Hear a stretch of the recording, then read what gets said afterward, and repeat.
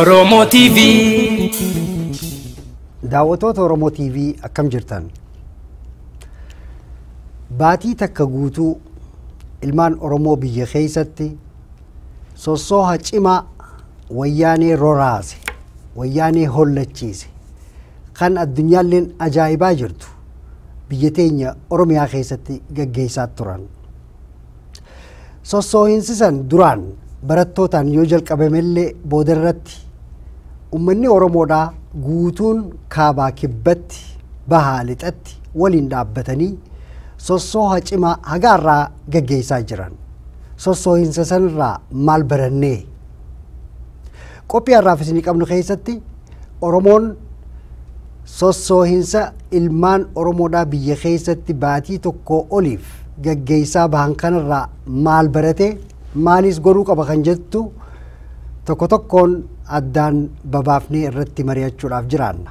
Ana wajjin yeroo ammaan tana joornaalistii obbo Kadiroo Elemootu na wajjin jira. Kadiroo Elemootu akka gaariitti jalaas deemaa bahee, kanaafuu guutumatti waan hedduu irraa baranna jeetiin abdadhaa. Yeroo hamma tokkoof akka nu wajjin turtanii sinafeera. Obbo Kadiroo dhugumatti biyya teenya keessatti duratti ijoollee dardaraa, ijoollee mana barnootaa jirtu qofaatu sossoohaa ture.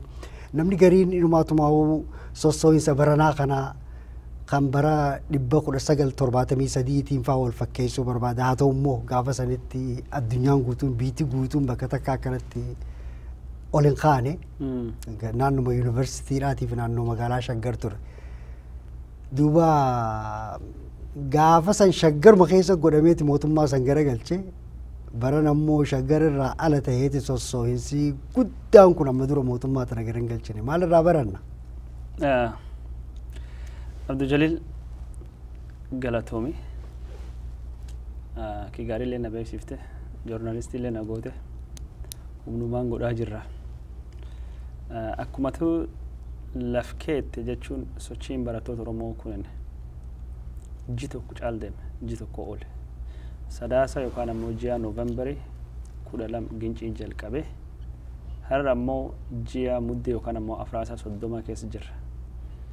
Ji'a tokkoo fi guyyaa 20 hagamii deemee jira jechuun ji'a tokko guyyaa 18 deemee jira. Ji'a tokkoo fi guyyaa 18 sochii dheertu jechuun akka malee dheertu. Sochiin kun dheertu. Sochii mootummaan kun hagangoo qabate jechuun bara 1991 kaate as sochii walfaan deemte jajjabdu ka uummata naannoo bal'aa lafa bal'aa irra qubatu ka uummata jechuun barataa, barsiisaa, hojjetaa mootummaa hak ta'etti warra mana yaalaa keessa hojjetu, warra horsiisee bulaa, qotee bulaa, daldalaa hammachuu dandeessu sochii guddoodha. Sochiin kun bal'oodha. Akkuma tuban sochii mootummaa rifachiiste, sochii mootummaa hollachiifte, mootummaa sochoofte, mootummaa sodaachifte. Sochiin kun hagamma akkas deemtu lafa akkas bal'oo Oromiyaa kallattii afraanuu nu waliin geette. Ka giddu galeessa yookaan garaacha Oromiyaallee dhufte. Maaliif akka sochiin bara 1974 mootummaa garagalchite mootummaa garagalchuu hin dandeenye? Gaafii jettu na gaafatte. Gaafii jabduudha jechuun deebii waan qabullee hin ta'u ammoo sochiin bara 1974 kuniif sochiin kun maaltu wal fakkeessa maaltu adda adda waan jedhu waan garee dubbachuu dandeenya jedhee yaada. Tokko wanni jechuun sochii bara 1974 fi sochii ammaan tana wal biraatti ilaallu. Sochiin bara 1974 kun jechuun kan yuunivarsiitii bakki sochiin kun itti taate Finfinnee handhuura aangoo keessatti taate. Handhuura aangoo keessatti taate jechuun handhuura aangoo keessatti taate kanatti warri addunyaa hin argaa, warri biyyi keessaa hin argaa, namni cuftuun argaa odoo waan xiqqoo taatee akka malee mul'atti. Sochiin Oromoo kabaadiyaa garii keessa jechuun magaala garii keessa namni 70,000, 50,000, 100,000 bahe harri hin mul'anne hin argine. Miidiyaan tokkollee hin garre. Jechuun magaala guguddoo silaadoo akka gartee magaala Adaamaa yookaan sila akka magaala Bishooftuu yookaan akka magaala Zuwaay, Shaashamannee yookaan Finfinnee yookaan ammoo magaala Diradhaawaa yookaan ammoo Harar keessa sochii lakkoofsi guddaan hagas bahe kun baadiyyaa keessa bahe kun achi bahe sila hin mul'atti turte. sochiin kun gara baadiyyaa ta'uun jechuun akka sochiin hin mul'anne godhuu danda'a jechuudha. Ammallee haga sila sochiin bakki gartee teessoo mootummaatti humni qabdu sun akka sun humni qabaachuu baachuu dandeetti jechuudha sila haga humni waan kana horachuu dandeettu akkasitti nuran jechuudha. Sochiin bara 1973 kanaaf kun wanni gargari fakkeessa tokkichi sochii baadiyyaa kun sochiin irra guddinni sochii uummata baadiyyaa jechuun giddu galeessa tolfate. Uummati baadiyyaa uummata Itoophiyaa keessa jechuun hagarraayyuu nam 4 keessa nam 5 keessa namni 4 baadiyyaa jiraata. Parsentii 80 jechuun uummati Itoophiyaa akka malee magaalaa babal'achaa jiraatullee.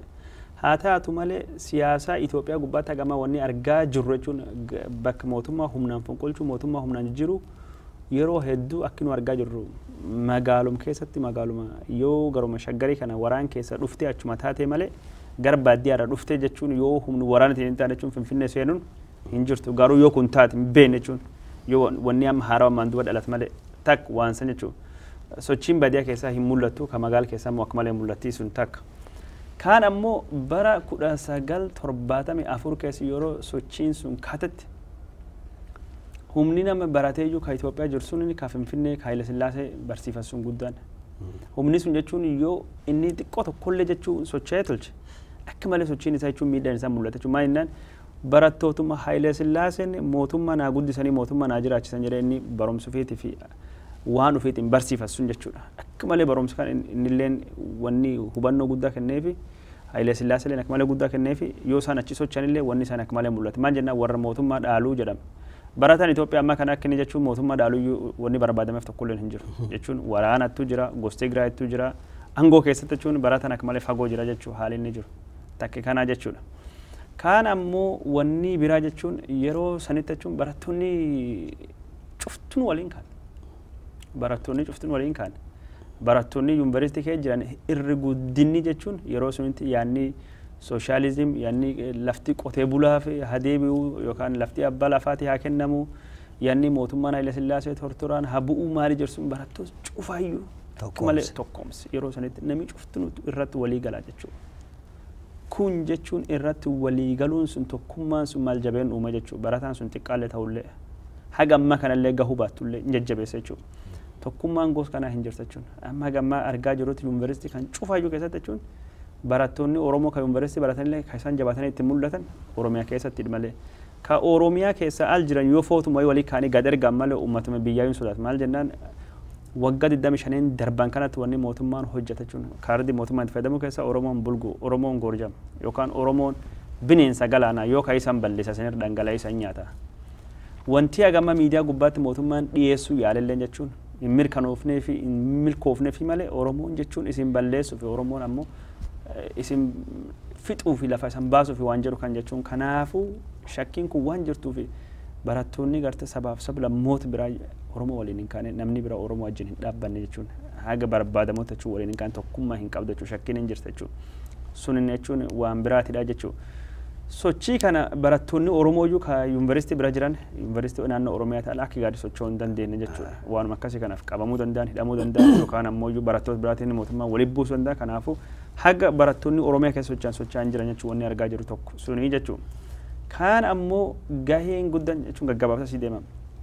Gaheen guddaan bara 1974 tureef amma kan ture gahee waraanaati. Gahee waraanaa keessatti gaafa bara 1974 bara Haile Sillaasee yoo laallu Haile Sillaasee dandamachuuf cufa caalaa ka hojjate poolisii Finfinnee ture yookaan poolisii Haile Sillaasee ture jechuudha. Poolisii yeroo sanitti jechuun barattoota irratti tarkaanfii fudhatte. Barattoonni ammoo maal firoomfatan? Waraan lafaati. Keessattuu waraan lafa jechuun poolisiin ka Haile Sillaaseetti waraanii ka Itoophiyaatti waraanii keenya jechuun yeroo sun amansiisanii turan jechuudha. Waraanii sun jechuun tarkaanfii barattoota irraa fudhachuu hin barbaanne jechuun yeroo sanitti waraanii warri waraan keessa baratulleen hedduun warri waraana jeneraalonni warri jechuun yuunivarsiitii guddoo keessa turanii gariin biyya ala deemanii baratanii jiranii gariin ammoo barattoota akka malee beektu jechuun ka waan sooshaalizimii haasoftuu waliin hiriyyummaa qaban akka xanaafuu abaatee faatii warri achi keessa jiran hedduun isaanii ijoollee yuunivarsiitii keessa jirtu wal beekanii yaada isaanii kan fudhatanii jiran haq tokko Haile Sillaaseen jechuun jijjiiramuu qaba rakkoon Itoophiyaa rakkoo cunqursa abbaa lafaati maali waan jedhan waan fudhatee waraanii barattoota irratti akka gartee qawwee hin dhukaasnu yookaan barattoota hin miine sun onnee guddaa kennee fi sochii barattootaatiif ammoo barattoonni yoontuu qabne barattoonni hin miidhamne jechuun poolisiin Nyaaphate Haayile Sillaaseeti waraanii ammoo keenya jedhu jechuun namni biraalleen argee bahaa ture gartee ummatii jechuun taaksii warri oofun bahaa warri jechuun amantii islaamaa hordofu warri naggaadu warri jechuun wanni hin bayni hin jirtu yeroo sanitti nami cuftu nami gaafii gos kan maal jennaan humni kun cuftu maal waraanii akka malee nuutiraalii ta'uu argan jechuun akkuma jechuun gaafa Mubaarak bu'eessan wanni jechuun qabsoon sun ka Misrii sun milkoofteef Mubaarak jechuun waraanisa hin dhukaasne jechuun namirratti kanallee akkas turu ka amma kana eeginu laallu waraanii kun jechuun waraanii irri guddina gosa Tigraayitiin ijaaramu waraanii irri guddina jechuun amanamoo gos tokko ummata Oromootiif ummata garaachi lafa qubat kan wajjin waan tokko hariiroo hin qabne kun dhufe birmadummaan biyyatu qabte biyyiti weeraramte shororkeessan akkas biyyirratti duulee kanaafuu tokkummaa biyyi kanaatiif birmadummaaf nagaa tasgabbeessuuf bobbaa jedhamee waraanii ajaji kennamee fi waraanii ajaja mootummaa ka ijjeesuu raawwatuun gaafasitti hin turre jechuudha. Kanaafuu wanni adda godhu akka malee tokko jechuun tarkaanfii waraanii gaafsuun fudhateef tarkaanfii waraanii ammaan kan fudhatillee akka malee adda jechuudha. Amma kanam lakkoofsi odeeffannoo adda addaa arginu 120 oliitti dhumatee jira gariin ammoo jechuun paartiin Dr. Mararaa Fadee Koongireesiin Federaalistii Oromoo nama 100 hin ga'u 85 dhumatee namni madaayyuu gadi hin dhiyaatu dhama hagaas cufa akka ta'uu danda'a waraanii ammaan tan jechuun ijaaramee jiru kun waraana gos tokkooti jechuun keessattuu ajaja gubbaatu warri jiru waraan gos tokkooti warri waraanan dhufee diinii bira diinii hamaan aangoon irraa fudhatu jechuun kan nu balleessu dhufee jira nu qofa miti uummata Oromoo illee ka balleessu fedha ka Itoophiyaa cabsu fottooqsu fedha dhufee jira jedhee propagaandaa sun oofuun ammatti waraana ka amanamoo sun amansiisuun uummata irratti tarkaanfii cimaa fudhatee akka uummanni kun jechuun duratti deemuu hin dandeenyu godhuu jira jechuudha hin dheeressa jechuun.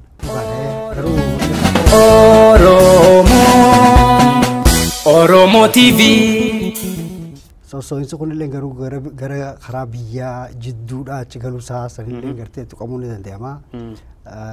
Wanni biraa sanuma wajjin waan ati kaaftee wajjin wanni ati kaaftee bara 73 fi 74 haga mootummaan Haayile Sillaaseedhaa garagaltutti barattoonni biyyaa guutuun barattoonni biyyatti qabdus achuma jira centralized ta'e yookiin bakka takka jiddu gala godhatee jira akka har'aatti yuunivarsiitii 100 keessa hin jiru. Haalli san mijeesseef ta'a. Duuba har'aan tana keessatti Oromiyaa tana bakka saboonni biraa hin jirre keessatti nagarre. Oromiyaa tana keessa bakka hedduu bakka Oromoon jiru sabni biraatillee tokkoo fi lama namni lakkoo isaa xiqqaatu malee keessuma jira. Garuu sossooyinsi kun ji'a tokko ol deeme saboonni biraa laatamaa akkam ilaalan. Sochii kanarraa jechuun waan tokko jechuun qabxee laf keessa jiru sochiin Oromoo kan ammaan tana kun waan akka malee siin barbaachisu isaa ta'ee jira jechuun sochii jechuun Oromoo jechuun kan fudhanne hedduu keessa jechuun amma kan Oromoon dubbachaa jiru keessa jechuun fakkeenyaaf ka Baalee bara 1960 keessa ka ta'e gammoojjii Baalee badda Baalee naannoo gadi sun ture ka Harargee turellee jechuun Oromiyaa baha keessa ture ka naannoo adda cuftinu jechuun naannoo adda addaa keessa ture jechuun ammaan kan wanni guddaan tokkin jechuun sochiin kun jechuun dhuftee garaachi yookaan ammoo handhuura Oromiyaatti wal geettee jirti jechuun dhuftee jirti.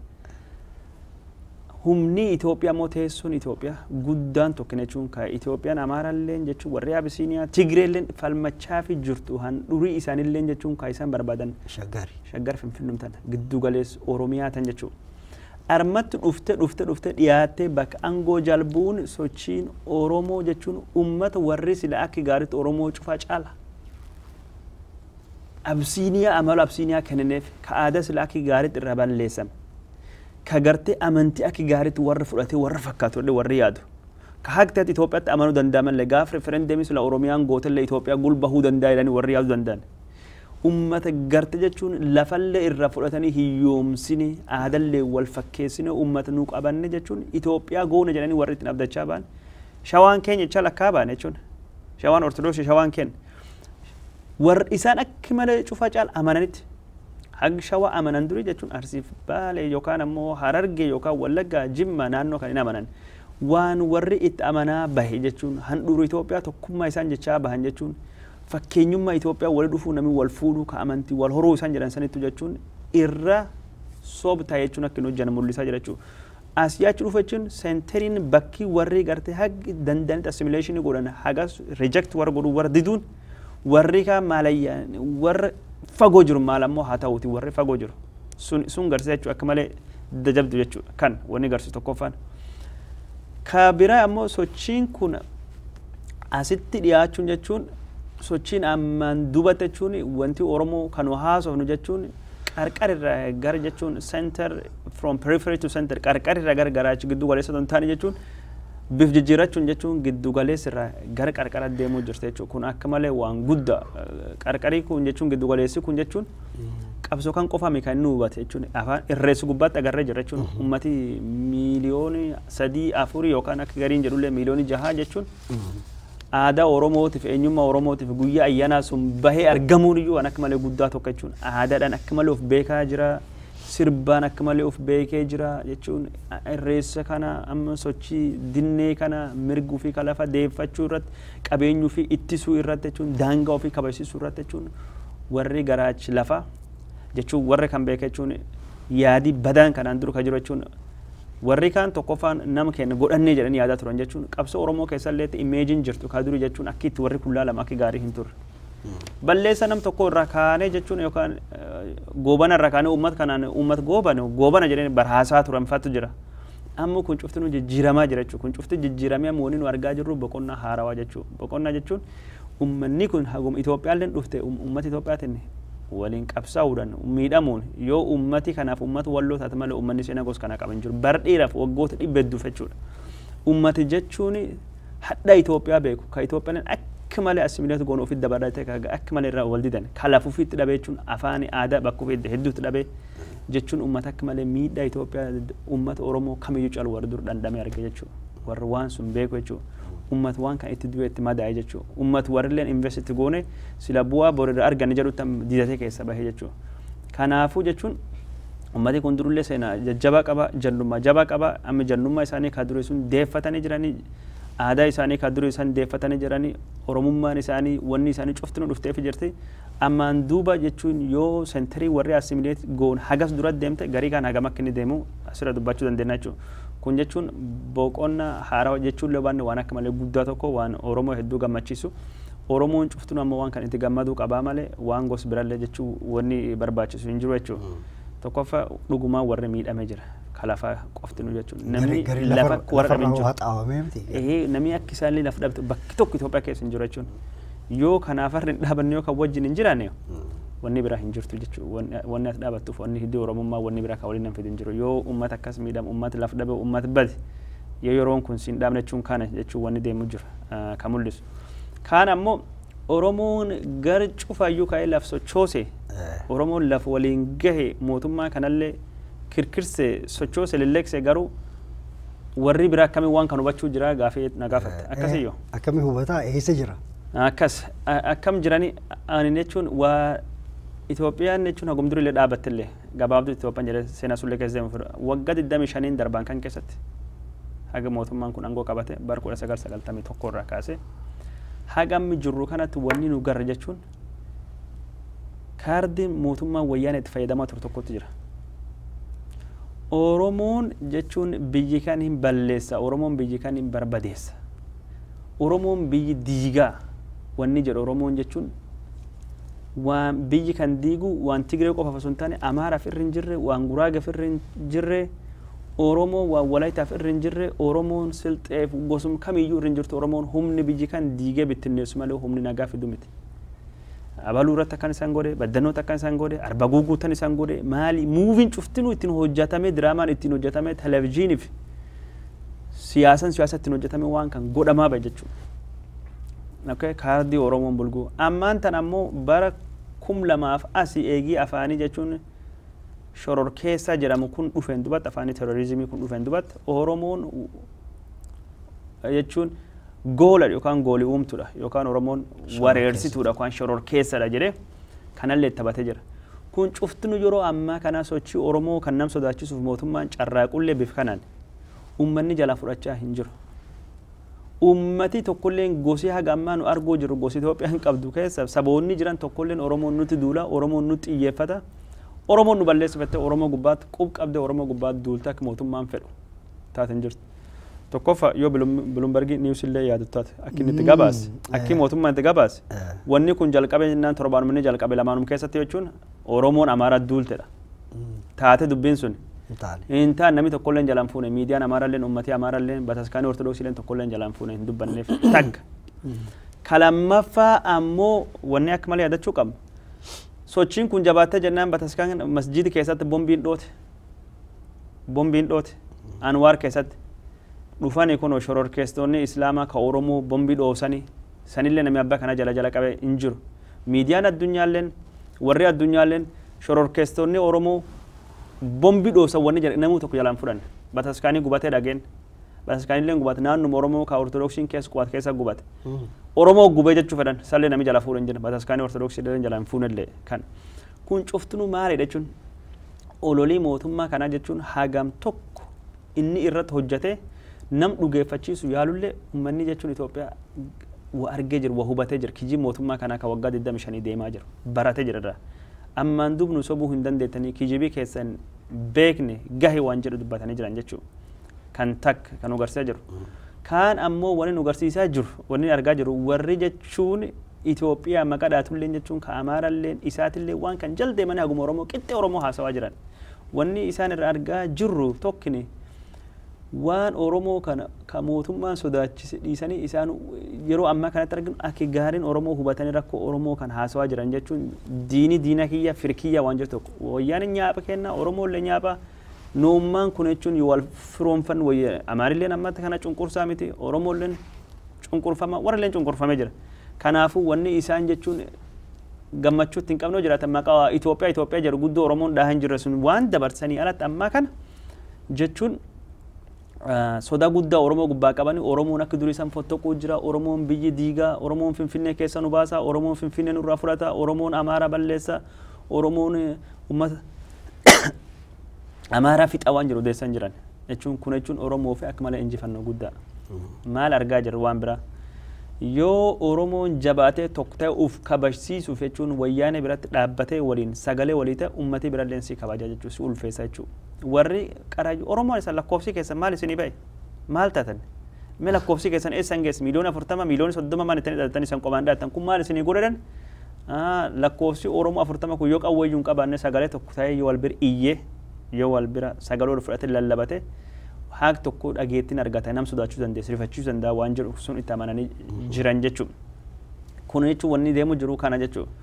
Wanni deemu jiru kana sun ammoo jechuun warri Amaaraa haa taatu warri biraalleen ka biyyi keessa deemaa jirtu hubatanii jechuun haaq tokko jechuun Oromoo kan jechuun yoo Oromoon jechuun eegar duraatti deemte jechuun bu'aa Oromoo ammatti dur dhaabbachuutti jiran jechuun nyaaphii kenna ammatti jechuun Tigraayii irratti xiyyeeffachaa jiranii kuwwanii nu agarsiisaa jiru hagam tokko propagandaan yookaan ammoo kaardii wayyaanee ka Oromoon bulgu yookaan Oromoon goorjamaa isin nyaataa jiru sun akka hojjechaa hin jirre kan mul'isudha. Yoo Oromoon ammoo hoggansi kennuu danda'a jechuun sabaaf sablammoonni Itoophiyaa biraa Oromoo faana hiriiroo kan akka coroo danda'a waan agarsiisu kaan ammoo wanni kun ka agarsiisu ka biraa yoo jiraate wanni biraa yoo jiraate kan jechuu barbaade yoo Oromoon jechuun wal bir dhaabbate tokko ta'e wanni Oromoon godhuu hin dandeenye hin jiru waan jedhu agarsiisa jechuudha. Oromoo TV gara biraatiin wanni kanaa hojii deemu waan miidiyaadhaati keessattuu waa'ee dippiloomaasii irratti miidiyaan biyyoota alaa miidiyaaleen gurguddaan kun warri maanta akka Washington Post jedhu New York Times warri wakiilonni oduudhaa kan akka Reuters Agence France Press fi warra kana fakkaatan sadarkaa kamirratti agarte sossoo'insi kun dhugaadhaa baadiyyaa keessa irra caalaasaa magaalaa guddittii Shaggar keessatti akka gaariitti nagarre garuu sanumaa wajjin jalqaba irratti yoo Bloombergin haala hamaadhaan fide haala hamaa jennaan haala fokkotaadhaan fide waan hin ta'in ta'e jeeti Amaaraa fi Oromoodhaatu gortee etnik kilaashiidhaatu jira jechuudha waan akkasiitiin fide waan sanii achiin booda wanni garte maal fa'aadha? Bloomberg yoo gabaasu akka sirriitti hin gabaasne walumaa galatti wanni miidiyaa addunyaa gubbaa argaa jirru Oromoon biyya alaa jirti jechuun akka malee iyyitee jirti. Kaatee lallabdee jirti. Garuu iyyansisan firaa sooreef moo akkamii? Tokkoffaa deeggarsa barattoota Oromoo qaban mul'isuuf. Lammaffaa mootummaa wayyaanee tarkaanfinni barattoota irraa fudhatu. Falmuu fi maaster pilaan akka dhaabbatu gaafachuu fi Oromoon biyya alaa sochii guddoo socho'aa jirti jechuudha. Warri Oromoo biyyi keessa illee jechuun odeeffannoon biyyi keessa jirtu lakkoofsi nam ijjeefamee, nam madaahee, nam du'ee, nam hidhamee, nam tumame cufaayyuu karaa sooshaal miidiyaatiin gad dabarsanii addunyaan akka dhageettu godhaa jiran jechuudha. Warri miidiyaa addunyaa kan cufaayyuu dhagahaa argaa jira. Ammoo haga silaa sochiin kunin haga wanni amma deemaa jiru bal'in isatti, guddin isatti dhageettii argachuu qabu hin argan. Wanni xixiqqoon tokko hin jirtu wanni ifi amma mul'achaa jiru. BBC leen haga ta'etti jechuun warri Oromoo namdu awwaalatee jedhanii dubbattee jirti jechuun. Aljaziira leen haga ta'etti dubbattee jirti jechuudha. Miidiyaan gaazexaa kaa'u barreessu leen NPR leen warri waan gaarii jedhanii jiran wanni kun sila ammoo haga xiyyeeffannaa argachuu qabdu. Tokkoffaa jechuun rakkoon gartee lafa qotee bulaa irraa buqqisanii kaampaanii guguddaa kennuu kun biyya hedduu keessatti jechuun dhageettii guddaa argatee jira. Miidiyaan faranjii kun cuftunuu jechuun waan laand giraabii jedhee jechuun lafa qotee bulaa irraa buqqisanii fudhachuu kan akka gaariitti dubbatee akka gaarii barreessuu jira jechuudha. Haga dubbiin tun jechuun sila dhageettii argachuu qabdutti rakkoon kun dhageettii hin arganne jechuun takka. Lammaffaa ammoo laf kan ka buqqisaa jiru ka uummatira lafa fudhachaa jiru mootummaa akka Chaayinaa faati. Mootummaa akka Indiyaa faati keessattuu sila wanni Chaayinaan keessa jirtii jedhanii warri Awurooppaa kun dhagaa'ee jennaan Ameerikaan dhageettan halkanii guyyaa barreesse. Sila akka wanni dubbiin sun waa argachuu qabdutti hin arganne. Garuu numa beekti qaba. Dubbiin tun dubbii mirgoota ilmaan namaa turte. Sila akka waan mirga ilmaan namaa haasanitti waan kan jechuu yoo dhagaan sila dabarsuu qabanii turanii hin dabarsin. Wanni kun cuftunuu maal garsiisa jechuun tokkoffaa fedhiin Awurooppaa yookaan ammoo fedhiin Ameerikaa waan kan guddoo keessa hin jirtu. Mootummaan ammaan tan deemu kun jechuun mootummaa hiriyyaa warraa yookaan ammoo mootummaa michuu warraa waan ta'eef dhugeeffachiisee jira jechuudha. Wanti mootummaa kan gubbaa dhufuu danda'u hundinuu fedhii keenya gubbaatti balaa qabaachuu dandeettii waan jedhullee haqleetti amananii jiran jechuudha. Shakkiin sun cuftinuu hin jirte jechuudha. Yeroo ammaan tan ammoo gaafa Afrikaa keessatti yoo nu argina jirru jechuun biyyoonni jechuun haga ammaa jechuun jiranii hiriyyaa Ameerikaa gaarii miti. Suudaaniif Ameerikaa hariiroo warri qaban beenu. Ameerikaaf Eertiraan hariiroo isiin qabdu hin beenu. Soomaaliyaan hin jirtuyyuu. Wanni jira jechuun Itoophiyaa tokkitti jira. Suudaaniin kibbaa kadhiyoo kan bilisa baati jechuun akkasitti jirtu hin beenu. Oromiyaan tunillee jechuun akka Suudaanii kibbaa kan foottooquu yookaan bilisa baatu feete garaacha biyya Itoophiyaa ka kiristaanaa guddoo cabsuu deemtee jechuun gargari biyya hedduu baasuu dandeetti waan jedhu mootummaan kun kan himachaa jiru akka NPR fi BBC leen gabaasa jirutti. Warri gosa fottoquu fedhe ka biyya keessallee uummata biyyallee balleessuu barbaadu ka Itoophiyaallee gargarii baballeessuu fedhu jechuun bibittinneessuu fedhutti dhalachaa jira. Waan kana ta'e fudhatanii jiranii kanaafuu wanni kun cuftinuu maayida bu'aa keenya yookaan fedhii keenya dura dhaabbatanii waan amananiif sochii uummanni gaafii haqa qabu gaafii dhugaa qabu kan jechuun deeggaruuf yookaan jala dhaabbachuuf jechuun jala deemanii deeggarsiisiin barbaadu kennuu fi haga ammatti fedhiin isaanii guddoo mul'achaa hin jirtu jechuun wanni nu argaa jirru kana jechuudha. Haga sila miidiyaan kun jechuun haga miidiyaan kun sila dhageettii wanni kun argattee haga miidiyaan sila irra haasa'u miidiyaan sila irra lallabuu qabutti haga sunitti haasa'utti hin jiru. Ammoo Oromoolleen haga dandeessu sagalee ol fudhachuun lallabuuni wanni kun haga ta'etti haga dhagaam godhuu dandeettee jirti jechuudha. Maybe akkaataan Oromoon wanni kun sagalee itti himachuu feete jechuun karaan gari jechuun sila akka himachuu qabnu fayyini manni ta'a. Haala jechuun miidiyaa hawaasummaa itti fayyadamuu qabnu garii itti fayyadamuu hin dandeenye taate haali miidiyaa nu addunyaa ittiin qunnamnellee garii jechuun wanni muuxannoo irra barachaa jiru malee akka gaariitti hin ta'u fatana.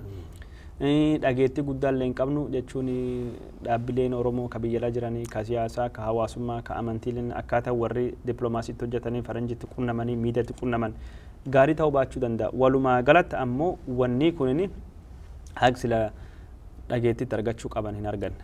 Karaa dippiloomaasiitiin yoo deebina ammoo maaltu jira jennee of gaafanna. Yoo Oromoon hagasitti socho'ee biyyi Itoophiyaa jedhamtu sun jechuun bulchiinsi ishii ka abbaa irree ka wayyaanee kan akkasitti raasaa jirutti Oromoon jechuun dippiloomaasiin isa maal fakkaata warri alaa kun hagam tokko dhageettii karaa mootummaatiin argannee jennee eegilaallu. واتوك جتشون وني دبتشو فين قبسون جتشون وان علمي نما توجهوا ولدان سون كم يجو أمال علمي نما قبض جتشو بفيلم نما قبض أكم علمي نما جتشون إركو برباد أكم علمي نما نم ديجر جتشون ميل توفل قبسون لهم فرفت نم ديجر فيت جتشو قبسو كيسات مماكسو كوجر يو ولدان سو غوت يو كم يجو مني كم يجو كنيابا يوكان أمو كيساتو نيابا أنغو كابو قوة كابو ندرغو مو كيسات يوكان أمني سن إجارة غار تهو كابا يوكان أمو غار بربادة تركاتشو كابا يوكان غار تاي يوكان غارة تركاديدا يوك أبسو غاف أفريكا إثيوبيا كيسات ديمت في غاف أفريكا كيسات ديمت إلى لال شفتو وننو هبنو أمتي غاف أفريكا كيس جران إرترا هاتاتو أمتي تيغري هاتاهو namii jechuun gargaarsa biyya alaa malee ufii wagurate dhibba tasiin bata kulleen hin jirtu. Eertiraan gaaf jalqabdu jechuun biyya Arabaa fir tolfachuuf nu Araba nu akkas Islaama Itoophiyaan kiristaana akkasuma cunqursedhanii biyya Arabaa biyya akka Suudaan faa biyya akka Yemen faa biyya akka Liibiyaa biyyoota Arabaa biraarraa deeggarsa argachuuf yaaltee jirti. Tigreen kiristaanallee jechuun warri mallasaa كإسلام أنكون أمال لي والبلسوت والأبو جرين لين حق تكون إسانو جتشوني كاردي أربوما كنانو جتشوني سينا وريك أبان كإسلام ما وجين النجاش وجين كمان فايدة مني غرغار سرقة شوفان إنقولين هنجرو غرغار سيتي غرايتشون بيجي كم يوجال سوداني ردوفه كارتوم سوماليا بيجي إسلاما غرغار سرقة شوفان هنقولاتين إنكابن قبسون أورومو أمو يرو سنين اللي ركاسته هجمت هجوم جل قبل غرغار سيسلا بيجلا رارقة شو قبل نرجن gargaarsi biyya alaa kama qaaf sila namni maqaa dhawu jechuun ka horsiise bulaaf qote bulaa oromootiif dure gargaarsi kennaa baatu soomaaliyaan sun har'a biyyatti hin jirtu argite qabsoon biyya araba gubbaa dhufti yookaan ammoo ka biyya awurooppaa biyya kooministii fi sooshaalistii jechuun kaapitaalistii walolaa jirtu oromoo dhufti hin jirtu jechuun oromoon bakki suni wanni guddoon irraa argatee jechuun itti fayyadamee hin jirtu. yeroo ammaan tana Soomaaliyaan tokkittiin durii haq ta'etti maqaa Oromoo bira dhaabattu Soomaaliyaan fedhii yookaan ammoo faayidaa bira Oromoo irraa barbaadullee hagi sulleen hin jiru biyyoonni ollaa ammoo ka Oromoo waliin ammaan tan jiran jechuun ka Oromoon jechuun karaa adda addaatiin bifooraantiin haa ta'u gurmaa'uutiin keessochaa hunda mootummaan kun Oromoon bulguu ka jedhu jechuun uummata biyya keessa tan uummata ollaallee amansiisuuf yaalee jira Keenyaan Oromoo akka diinaatti ilaalti yeroo ammaa kana warri biralleen jabuutilleen tanan ilaalchi warri Oromoo irraa qabu baqataa Oromoo dabarsanii kennu hidhuu Oromoon akka chikeetti hin sochoone hin gurmoofnu godhu karaa kanaa wanni hojjetam jechuun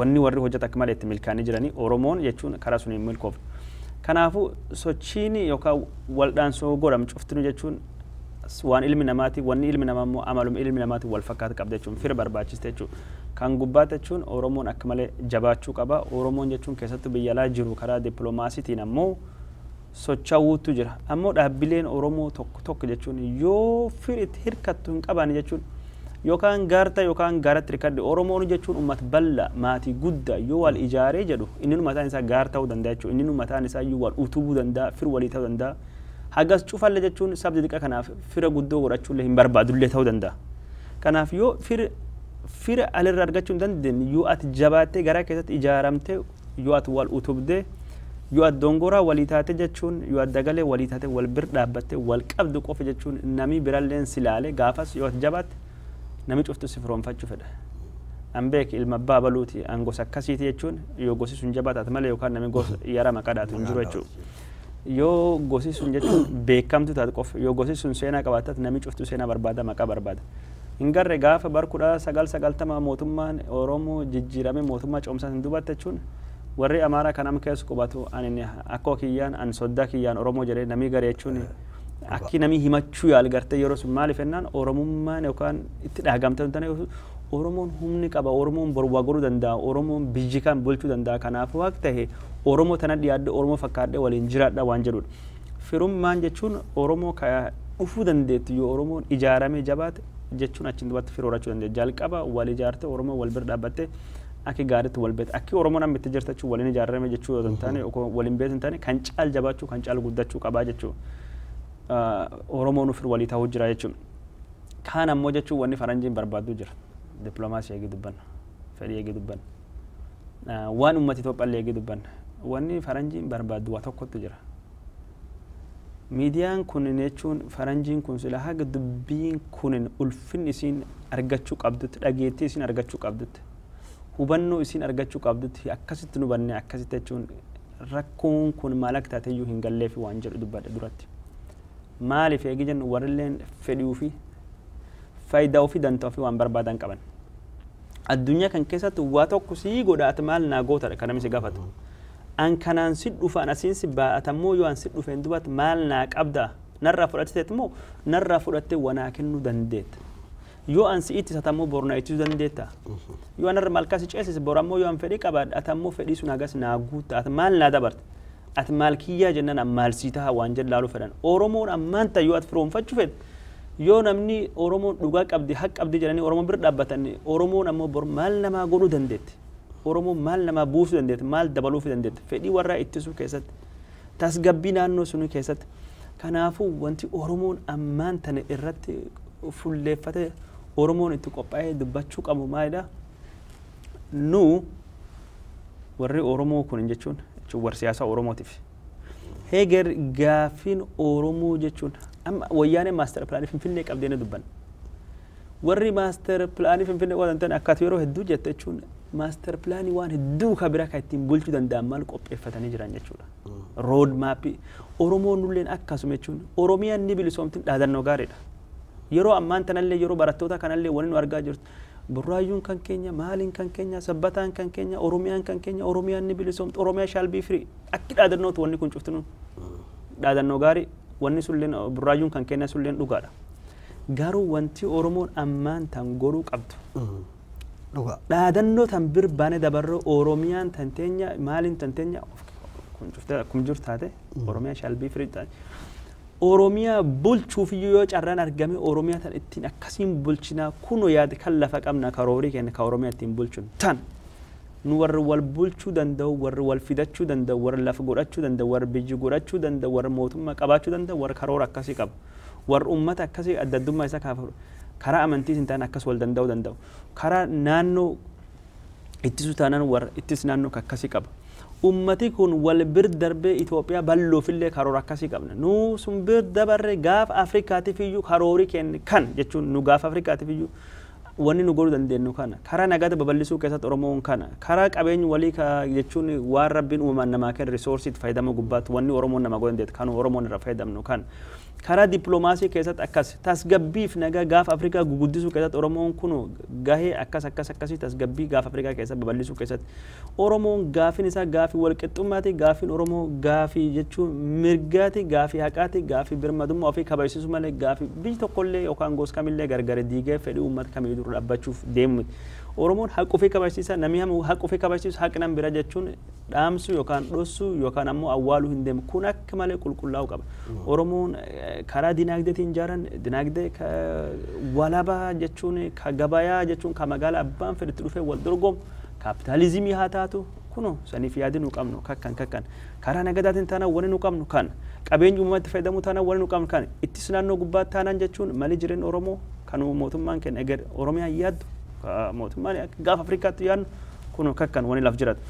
Tasgabbii gaafa Afrikaa kan keessatti jechuun uummata kan waaltineessutti kuno kan yoo nu aangoo qabaanne uummata kuushii jechuun Afro Eeshiyaatik naannoo san jiran hundaayyuu ka aadaa fi eenyummaa wal fakkaannuuf wanni nu qabnu kana Oromoon gartee road maappii qabaate maaster pilaanii Finfinnee qofa balaaleffachuu otoo hin qaban yaada magaala guguddisu ka baadiyyaa babal'isu ka gaafa Afrikaa sun badhaadhuu dandeessu ka dura deemsuu danda'u waan akkasii kan cufayyuu qabaatanii heeraa seera jechuun egeree waan ittiin buluu danda'an jechuun ka yakka ka seer burmaata hawaasummaa ka dhaalaa waan kan cufa qabaate waan akka mootummaan eger qabaate waan akkasii dippiloomaasii hojjetanii warri kaasaan jechaa jiran kunoo kana Keeniyaadii kana wal bir laala dorgomsiisa kamitti irra ta'a. Dimokiraasiin dhugaa yoo hunda uummata jechuun miliyoonii 35-40 gubbaatti hundaa'etti faayidaa qabaa moo yoo miliyoonii 5 gubbaatti jechuun misoomii dhugaa kamirratti yoo hundaa'e dhugaa qaba. Jechuun kunuunsi naannoo wanni kun hundinuu tasgabbiin jechuun kan dhufuu dandeetta jechuun sustainable jechuun tasgabbiin jechuun dhaabbatiinsi qabu garamiin dhufuu danda'a waan jedhu waan akkasii kan bal'isanii dhiyeessanii akkasiin deemuu qabaa jedhee amana jechuun kun cuftunuyyuu diplomaasiin Oromoo waan agarratti xiyyeeffachuu qaba. Yookaan akkasumatti wayyaaneen namijeessa dimookiraasii barbaanna haqa barbaanna akkas taanaan ammoo tapha.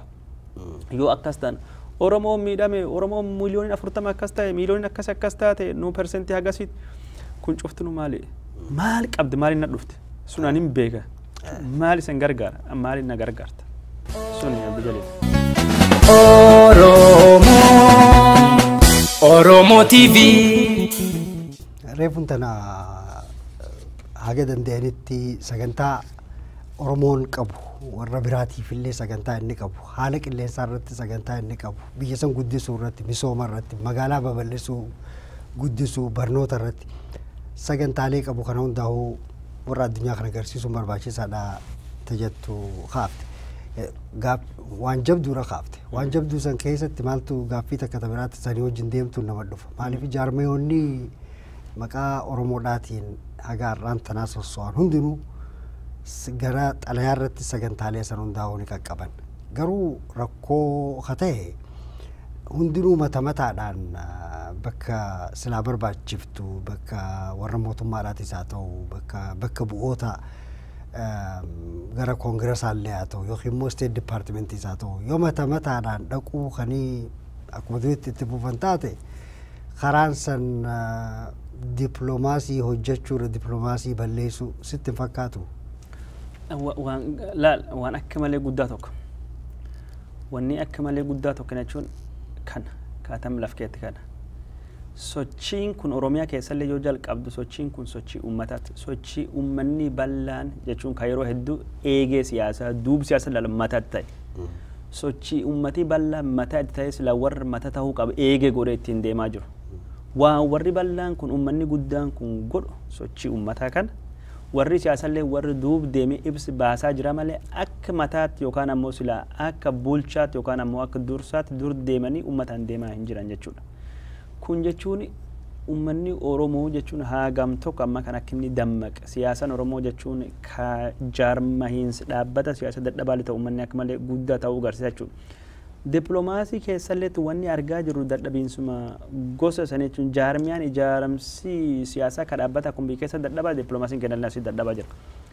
Ammaan tan yeroo barattoonni miidhaman kanatti uummanni biyya akka malee hiriira bahaa jiran waliin dhaabbatanii garuu qaama gurmaa'e qaama yaada gosa tokkoo qabu ka gaafii gosa tokkoo gaafatu ka deebii gosa tokkoo fedhatu kan barbaadu kan soqatu ka faranjii kan siigoonee kan sirraa barbaanni jiru hagamma tokkolleen hin jiru kunam rakkoo guddaa amma jechuun wanni Oromoon jechuun nama gargari walii wallaalle nama maqaa Oromoo jedhu malee jechuun nama adda addatu nu dhufa namni adda adda waan adda adda nu gaafata. Kun dhufe wanni warri yeroo hunda jedhu eenyuun dubbannaa bakki bu'aan Oromoo eenyu sagaleen Oromoo kam eenyutu Oromoo dubbata yoo kana narri dubbadhe boru kabira dhufe abaluun beekta akkasii namni dubbachuu ni qabdu kan naan jedha kanaafuu argitee jechuun karaan akka malee qulqullaa'uu ta'uu qaba jechuun karaa dippiloomaasii illee warri deemuu fedhu gurmaayanii ijaaramanii walitti dhufanii humni maallaqaatillee uf ijaaranii yeroo faranjiin filannoo sallee bir dhaabbatanii akkasiin jechuun Oromoo bakka biraallee jirtu waliin wal dubbatanii wal tokkoomsanii waliin dhaabbatanii akkasiin deeman malee wanni nami mataan gaaf rakkoon kaat fiiguu kun jechuun faranjii biraallee jechuun wal gartee shakkii uumte jechuun wanni kun gartee warra jaanjisi malee waan karaa qajeeltu kulaaf keetti dhugaa nami mataan dhuunfaan itti dhagamee deema dubbachuun kun waan hamtu miti jechuu jira ammoo namni kamittuu fedhii qaba jechuun waanum feete yoo taate waan nu garru waanum feete yoo taate bineensi kamillee yoo taatu jechuun kamittuu mootennaan ka gurmaa'ettu moota ka diinallee waliin kafirallee waliin dubbatu bineensi cuftinu gurmaa'insi keessatti ka mataa hin qabne hin jiru jechuun ummati Oromoo akka ummata ka'e jechuun akka ummata sochee akka ummata deema jechuun durtaa yookaan durdeemaa hin barbaannu jechuun miti jechuun maatiin kamiyyuu bineensi jabaalleen ka hojjate waan firguu danda'u maatiin leencalleen mataa leencaa qabdi qeerramsilleen mataa qeerramsaa qabdi kenniisilleen ka hojjate ka dammeessa jechuun gaagur torbaantu guutusullee mootii tokkotti waan murteesse yoo mootiin tokkittiin keessa hin jiraanne kenniisuu guutuun bakka qubatu hin beeku oduu akkasuma maru oduu akkasuma naanna'u oduu akkasuma bakka qubatu habuuruu maruu badee dhumata takkittiin sun gartee haati kennisaa sun mootiin sun waan isin gootu qubsiiftee dammeessiftee man gootee fi bakki gootee fi kenni suni birmadummaa gootu yoo takkittiin san keessa jiran kennisi deebiin qubatu beek takkeessa fuutee na isi gulgodaana argite mataan agas barbaachisa gurmaa'uun agas barbaachisa wanni san jedheef kana karaa qajeela ta'e yoo deemanii faranjiin dubbatan deebiin karaa qajeela taate gaaf dhiyoo jechuun White House duraatti xalayaa nurraa fuutee xalayaa sanirraa fuudhee xalayaa kanaaf deebii eenyu deebisa qaamii waan kan to'atu maal jedhanii faranjiin gaafatan jechuun maal jennaan warri chaanalii akkasii jechuun kan ittiin dubbatan kan ittiin haasa'an maal jennaan si duub deemanii waan ati keessa jirtu waan ati hojjettu bor maal wanni kun faayidaa qaba warri kun maali walitti hidhatu waan kan cufaa qulqulleeffachuu barbaada yoo ati mataan itti dhuftu waan kan cufaa godhuu hin danda'an argite kanaaf waan gaarii kaaftee beektaa reefu tanaas akkuma qaama tokko godhatanii waliigala jaarmayoonni hedduu ta'uu danda'an ammoo jaarmayoonni hedduun kun deebisanii ambireellaa gartee waliin godhachuu danda'anii gaaffiin jirtu maali yoo akkas godhatanii isaan hunda bakka bu'u tokkuma irratti yoo quufan irra gaariidha. Karaa saniin malee ogguu kan namni illee nama tuffataa faranjiin harkatti ta'u egaa isin garagara kan jiraattan taate akkuma fedhattu sagalee teessaniin harkadhaa maaliin itti godha tajattuutu itti dhaga'ama san takka. Sanumaa wajjin ammoo waa'ee maallaqaan illee jabaachuu tajattu kaafte waa'ee maallaqaan jabaachuu irratti illee haalli akkasumas ittiin fakkaatu haalli centralized ta'uun namuu ganda hundaa bakka hundaa wanni guurutuun yoo bakkuma takka sentara takkittiidhaan deemte yoo immoo haga ammaan tanaa Oromoon ka godhate yoo ambasiin dura ka godhate taate gaarii yoo kan hin godhatin taatu taate immoo mari'achuun bakka sanitti jaarmayoonni hawaasaa jaarmayoonni waldee maccaatuu lamaatirraa illee dhageenye warra biraatirraa illee dhageenye kanaafuu waan kanarraa maal jetta kadhumaati. Galatum Abduu Jaliil laal waan tokko dubbachuu fedha asirratti ummatii Oromoo ka biyyi keessa jiru yaamicha paartii kamii malee yaamicha humni siyaasaa tokkoyyuu malee mirgaa bitaan bahaa dhiyaan wal bir dhaabbatanii tokkummaan mootummaa abbaa irree dur dhaabbachuu isaaniitiif guddoo galateeffachuu barbaada. Kun qabsoo Oromootiif waan akka malee guddaa tokko. Mo'annaadha. Mo'annaa guddaa injifannoo guddaadha. Akkasillee tahee uummanni Oromoo odoo humni siyaasaa tokkoyyuu hin yaamin dhufanii wal bir dhaabbatanii akka kenniisa gaagurii isa tuqametti jechuun dutee lafaa ka'ee diin ofirra dhowwee dur dhaabbate birmadummaa isaatiif du'ee madaa'ee biyya alaa ka Ameerikaa keessatti warri paartiin Oromoo jechuun waggaa 10 kan wal dubbisaa hin baane carraa kanaaf fayyadamtee wal bir dhaabbate tokkollee waliin asooftee ibsa ejjannoo waliin baastee hin beektu. Ummati jechuun akkasi fayyaalessi biyya waan warra maal yeroo ammaa kana yoo tokko hin taane yeroo ammaa kana wal bir dhaa tokkollee ta'uu dhiise wal bir dhaabbatanii ibsa ejjannoo wajjin baafachuu hin dandeenye. Yeroo amma tanatti waliin haasa'uu hin dandeenye wal mari'achuu hin dandeenye gara Oromoo rakkoo jirtu akkamiin yoomi kan isaan waliin dhaabbatanii haasa'an yoo amma hin taane yoo amma waliin dubbachuu hin dandeenye waan si ajaa'iba Minnesota kan keessa bakka nu jiraannu magaalaa Minneapolis kanatti shaniin guyyaa ofii qofaa iyyaame Kongireesiin Federaalistii Oromoo qofaa iyyaame hayyee sun qofaa miti cuuftu nu jirtu telefoonaan taanaa maali taanaan qofaa iyyaman sila amma miti yeroon sila warri walii yaamuu qaba sun kan jechuu barbaadu kaan ammoo warri maallaqa illee jechuun sila odoo wanni kun jechuun karaa iftooma akka malee qabuun jechuun namni kaayoo adda adda gargaaruu barbaada ka qabsoo waraana gargaaruu fedhaduu warra suniif yoo maallaqa kenna angar kiyyaawwama rakkoo waan tokkoon illee natti hin qabu yoo ka barattoota Oromoo gargaar jedhullee qaama barattootaaf maallaqa guuruuf yoo kennallee rakkoo hin qabu. Yoo qabsoo karaa biyyi keessa nagayaan deemtu gargaara namni itti amane jechuun Dr. Maraaraa fa'aa yookaan Baqqala Nagaa yookaan Baqqala Garbaa gargaara karaa warsuun illee kan illee rakkoon qabu. Garuu warri maallaqa guuru kulleen bifa iftoom qabuun maallaqa bifi isaan itti walii qabanii jechuun maallaqa maqaa uummata miidhamee sun akka hin banne jechuun hin nyaatamne yookaan hin firfirfamne taate maallaqni sun yeroo guuramu namni walii qabamullee sirrii beekame yeroo deemtullee maallaqni inni oolu wal beeksisanii akka malee jechuun iftooma qaba jechuu agarra. Birrii yookaan maallaqa namaa kennee duraanuu arti buutee isaa dhaabni horiin sun boolle kam ittiin citee namni hedduun jechuun ammana achi hin kennu jedhee namni hedduu jechuun aaree jechuun abdii kutee ofirra dhiifaatu jira. wanni kun egeree jechuun barnoota jechuun yoo hegeree namni akka inni jabaatee itti fufee waan kan godhu barbaadama akka horii kan kennu barbaadam horiin namni kennuuf kun kaayoo namni kenneetiif irra ooluu qabdi jechuun wanni itti amanu kana jechuun akkuma agartee dippiloomaasii wal bira dhaabbatanii jechuun bifa qindaa'in faranjiin dubbachuu sun maallaqa illee sila tokkas godhan irra caalaa bu'aa qabaachuu danda'a irra caalaa waan barbaadameef ooluu danda'a jechuun namni kennulleen itti gammadee irraa waan isaa argee irra caalaa jechuun arjoomuu yookaan harka bal'achuu danda'a jechuun Abduu Jaliil sun. Iddoo bareedaadha silaa'oo galgal tokkotti waa hunda hin fixanii Kadiroo iddoo galatoomii daawwattoota Oromoo TV guyyaa har'aan tanaa Oromoon maal baruu qabaa waa'ee dippiloomaasii illee kaafne waa'ee sochii biyya keessaati illee kaafne akkasumatti illee gara dippiloomaasiidhaatiin keessattuu nuti waan biyya alaa jirruuf jecha afaan tokkichaan jaarmiyoonni hundinuu ifiifuu wal mari'atanii Oromoodhaaf yoo waa godhan irra gaariidha qabeenyallee akkasumatti yoo irratti mari'atanii afaan tokkichaan sentralaayizd karaa ta'een karaa waltajjii jiddugala qabuutiin yoo kan sosso'an taate irra caalaa eessa irra gaariidha. Egaa ammoo sun hundinuu hojii teessan dhaabaa jechuudha miti hojii teessan akka biraatti itti fufaa warri biyya keessaatti illee sossoo'insasaa silaa'uu itti fufuun barbaachisaadha maaliif itti fufuu baannaan rakkoo gurguddaadhaatu as deema yoo itti hin fufin mana keessaa nama guurti jechuudha wayyaaneen karaan san sossoo'insa tokko tarata akka ka'ee yoo kanatti nama dura dhaabbate rakkoo hamtuu yeroo san irra qaba. San gartee uummataaf illee warra alarraa gorsuuf illee gartee akkasumatti barbaachisaadha.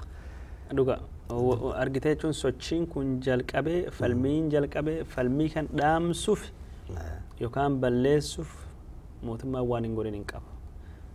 Saatalaayitii cufee yookaan cufsiisee diishii manirraa guuree nama hidhaanidee barattootidhaanidee man barumsaa cufee nam doorsisee sodaachisee humni waraanaa biyyittii shororkeessota yookaan ammoo humna gochi sheexanaa warra godhirratti hirmaataa jedhe nam doorsisee muummichi ministeeraa bahee tarkaanfii marartiin qabna irraa fudhannaa jedhe waraanii biyyittii bobbahaa humni shororkeessaa hojiirra haga amma kan cufaa jedhanii uummata kan duuba deebisuu hin dandeenye uummati muratee kutatee jira jechuudha. Wanni kun dhaabbachuu hin qabdu.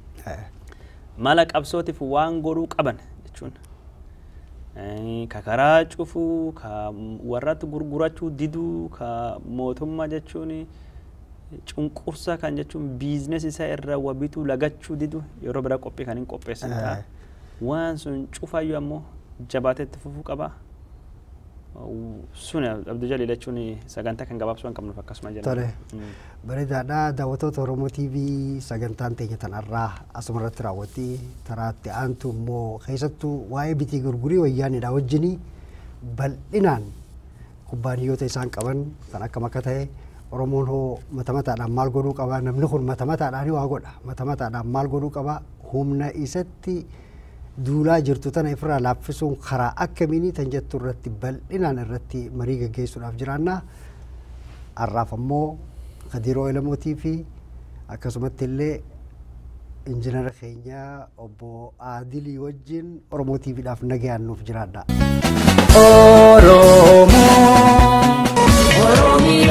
Oromiyaan biyya gootota biyya aboofanduraa labsaawwan ilmaan kee herreegaman teeffatan yaabiyyoodhaa.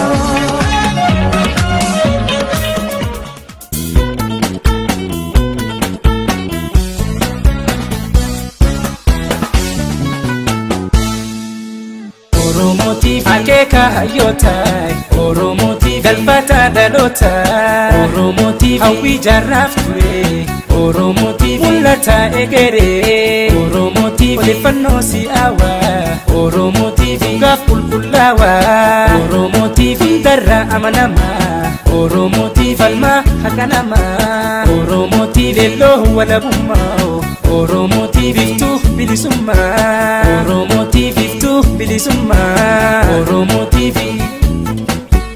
Oromoo TV ta teknooloojii Yoonaaleen sadarkaa Oromoo TV sagalee Oromoo fooqaa gaanfa Afrikaa Oromoo TV wal argaa sabguddaa Oromoo TV harsa yeroo hunda Oromoo TV ittedil addunyaa Oromiyaan keenya Oromoo TV irraa deebuu baha Oromoo TV tokkoma of taha Oromoo TV